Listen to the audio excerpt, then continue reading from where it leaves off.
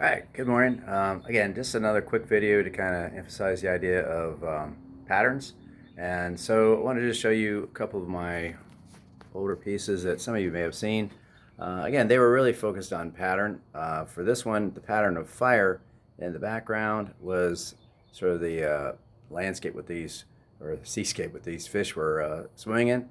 And then, within each one of the shapes, there's repetition of forms, the flames licking up, then there's the pattern of flying fish, and then within the mahi themselves, there's patterns of sort of scar-like shapes that are created by the brushstrokes and create the energy and dynamics of the painting.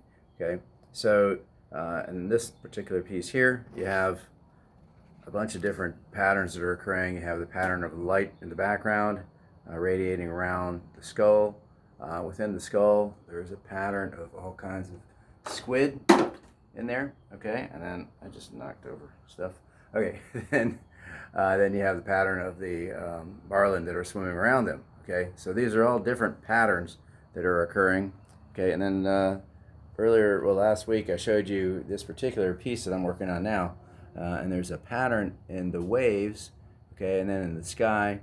Okay, and I was showing you how I had to organize, this space down here a little bit more, and it still needs a little more work, but it's starting to look more like the pattern of waves coming in. You can see the reflection that I'm creating of the automobile, and then the pattern of the clouds in the sky. So all these are kind of different shapes and forms that are moving in pattern around the design. So on the back end here, you have a pattern of rocks, and again the clouds in the top of the sky. So all these things become shapes that repeat and with variation to create dynamic movement across the image. Okay, so whether it's just a pattern on a shirt or on a wall design or pattern on the rug, like this pattern on the rug below me.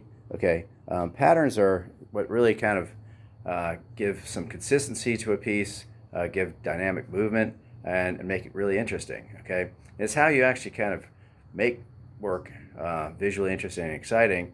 So it's just something you want to start paying attention to, kind of in your own work. And for the most part, we don't think about it being a part of a normal piece of work because you think there's just different shapes and forms. But all those shapes and forms have patterns within them that kind of make the form consistent and seem separate from other forms around them. So that's what I have for you guys today. Just keep it short. Have a good day and a great weekend. I know this is Easter weekend, so try to enjoy that as much as you can. All right, have a good day. See ya.